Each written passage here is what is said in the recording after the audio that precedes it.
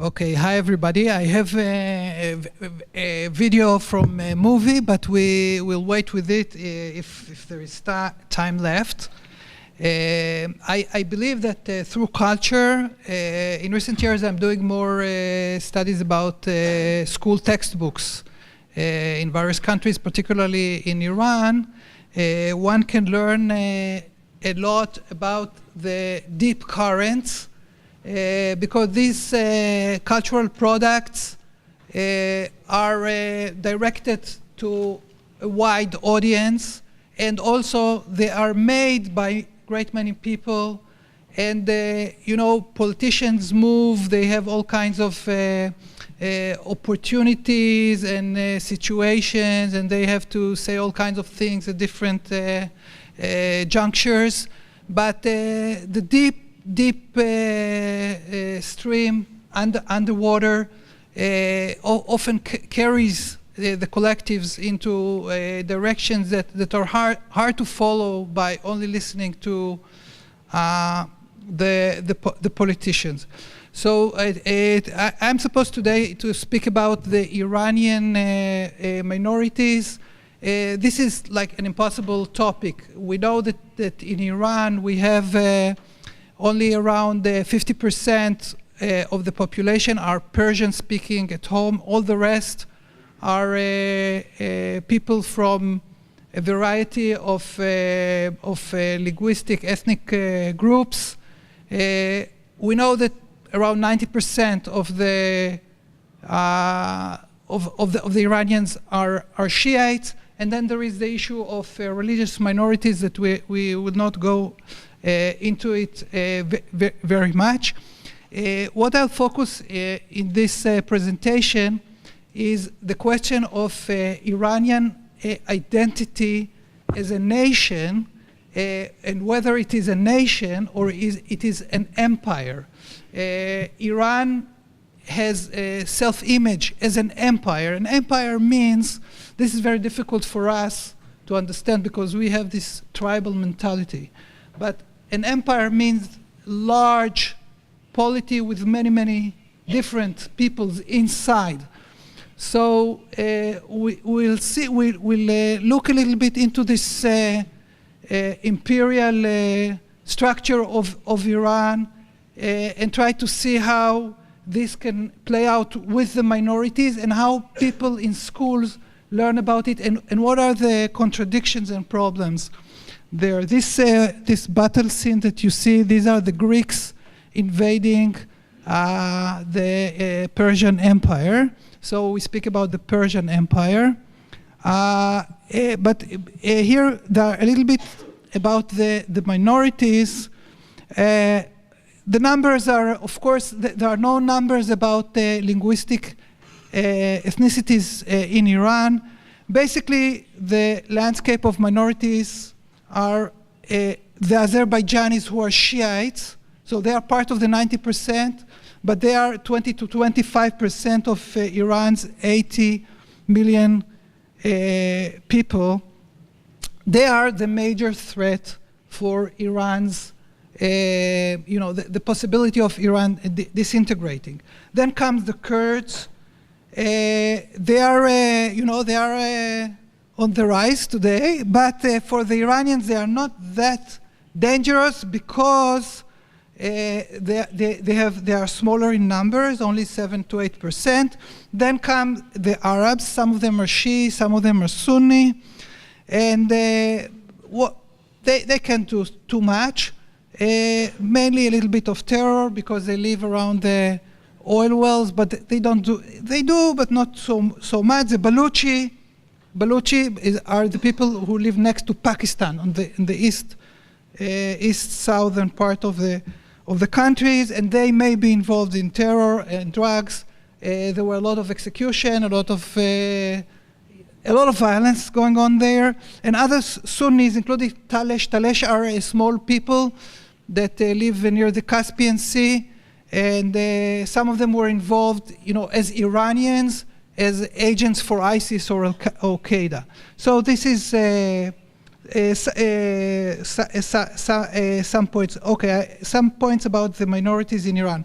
Ethnic minorities reside in the periphery, close to the borders. So you have center. Tehran is very powerful, economically, numbers, everything.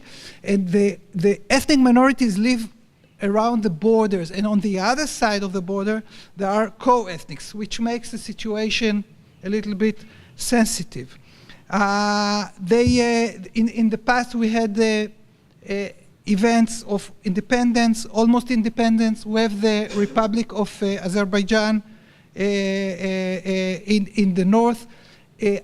Azerbaijan is particularly important also strategically. This is the main way to Turkey, and they are in large numbers. They have a lot of power, economic power. Usually people who do rebellions are the rich and powerful, unlike what is generally assumed. Okay. So another point is that the Azeris, interestingly enough, are more attracted to Turkey than to Azerbaijan, to the north. Eastern Anatolia, people speak a kind of Azeri, and Turkey is seen as a secular, advanced country, and of course they watch Turkish television and all that. Okay, so let's go to Iranian ideology. This is not from a textbook. This is just from the cover of a magazine in 1982. This is the imperialism of Iran in Khomeini's view. It includes Shiite elements, it includes third worldist elements, it includes a lot of martyrdom. There is a hope for a new world in which the good people will take over the bad people. So this is the idea is that there is no ethnic problem whatsoever, because all the world will unite and wait for the Mahdi to come. Of course, the minorities in Iran, ethnic minorities, were expecting improvements of the situation as Iran moves from nationalist-based identity into a Islamist-based identity. But as we see, this is from recent years, gradually the identity returns to nationalism. This is like from a textbooks, you can see here all the symbols of old Iran. You see the sun, it's a royal symbol, the word Iran. The poetry is by Ferdowsi, basically having ancient Iranian stories, the Gulf, the Caspian Sea, and it's basically, this map looks very nationalistic, not imperial. So we have this game between nationalistic and imperial. This is a flag from the 19th century. One can see that it's very similar to pictures that we see today. There is some kind of longing for royal times, enough with Islam, even Quran books. You see, this is the Queen of Sheba, what I call royal Quranic. A lot of interesting stories. This is Nowruz. Nowruz is a, you know, is a New Year festivity in Iran, also for the Kurds. Here we see Persepolis in ancient Iranian Persian Empire. This is really, I mean, for the Wahhabis to see something like this would be outrageous. And then you have this idea of Iran has no borders. So it can be Islamic expansion, it could be imperial maps of Cyrus, it can be business expansion, it could be building a strong army. It's also a message for the ethnic groups, not only for us. Martyrdom, everything goes all the way with no ends. And there are various types of ancient Iran.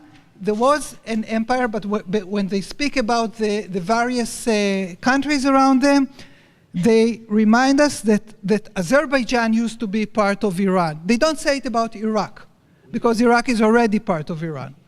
But, okay, now the role of the Persian language. The Persian language is extremely important even in the Islamist Republic of Iran. You would expect that Arabic will be the most important. No, Persian is very important. It's the Hoviyat Farhangi, cultural identity. It's the spirit of the nation. And this comes at the expense of the languages of the minorities. It's worse than even in Turkey. Just an example, this is the statistics I prepared of poetry lines from before the revolution, during the revolution, and after the revolution. You see that the Iranians learn more and more and more and more poetry, always in Persian. No Azeri poetry, no Kurdish poetry, but a lot of poetry. It's pretty surprising because you would expect them to study only religion, but they learn poetry. Group 5 is part of the research. It's irrelevant. I'll explain to you afterwards. It's part of the methodology. Okay, this is Ferdowsi, nationalist poet, returns. And now let's look at the Azeri poet. This is Shahriyar. He wrote poetry in Azeri and in Persian, and we see that they teach his poem in Persian, but a poem about Ali, Shir Khoda, the Lion of God, and they don't speak about his being Azeri. This is in 6th grade. But then in recent years, they started to kind of negotiate a little more with the ethnic minorities who are oppressed, and they started establishing province knowledge, or Stan Shenasi, province knowledge books for each of the provinces, and I checked those of the Kurds, the Baluch, of course the Azeris, the Arabs I didn't check yet.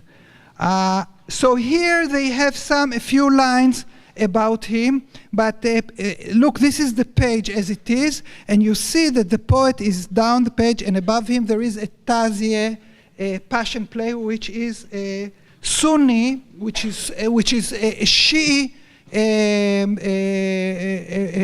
ritual. Shi'ism, the Azeris are Shiites, so it means that they kind of gradually give them, when they are in old age, let's say grade 11, grade 12, a little bit about their country, but they don't teach the language.